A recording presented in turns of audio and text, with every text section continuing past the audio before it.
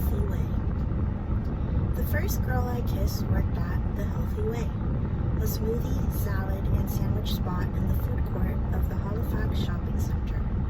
I returned to Halifax from Toronto to finish high school, taking a beat from acting. Her name was Jessica, and she dressed in all black, her dark, short hair resembling that of Tegan and Sarah, a new Canadian band on the scene.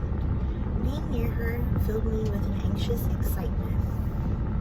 It wasn't so much that I had a crush on her, but that I knew she was queer, and I had to be near her because of this. I found myself seeking her out. I'd ride my bike to the mall solo and order some kind of wrap, watching her hands as she made it. I'd awkwardly say hi, then lose my words, catching a small smile as she grabbed the pickles. I worked to hide mine. Finding an empty table, I'd sit down to eat, and then promptly leave without a word, only there to see her and be near her queerness.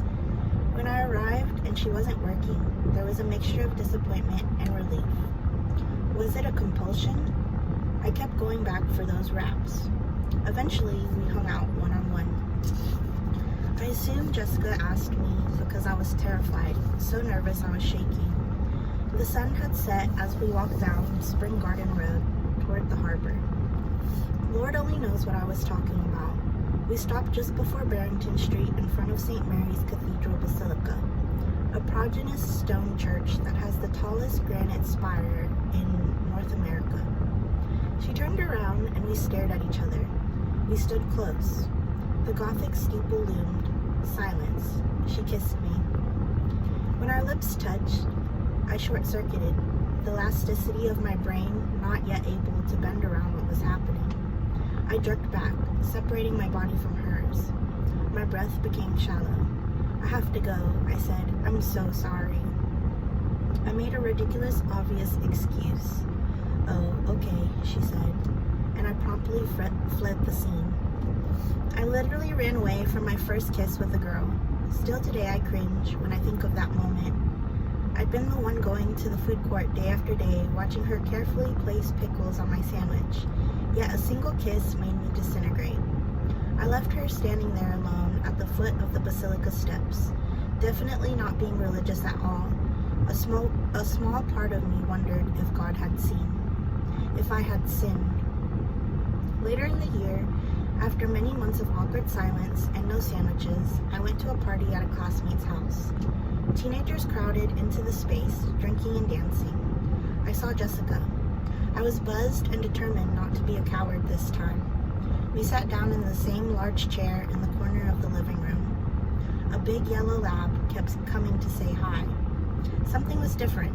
I was different. I didn't crumble or shake, and this time when we kissed, it wasn't brief. I did not pull away, but pushed in. My tongue found hers, exploring, moving with the music, dancing in our mouths. I felt her hand reaching for the top button of my jeans. Is this okay? Yes, I answered with a nod. She slid her fingers down my pants and touched me. You're so wet, she said. And I was. Turned on in a way that was new. I felt the sensation I had only managed to reach on my own until this point. My body quivered.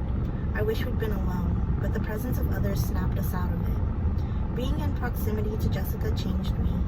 Growing up with hardly any queers around, this person helped me discover myself. Someone who had pushed through the fear and the shame to exist proudly. Running into her on the sidewalk, seeing her at a party, eating the wraps she made at the mall. I didn't have a crush, but I yearned to be near what was possible. Her visibility meant the world to me. I think about this as I walk through the world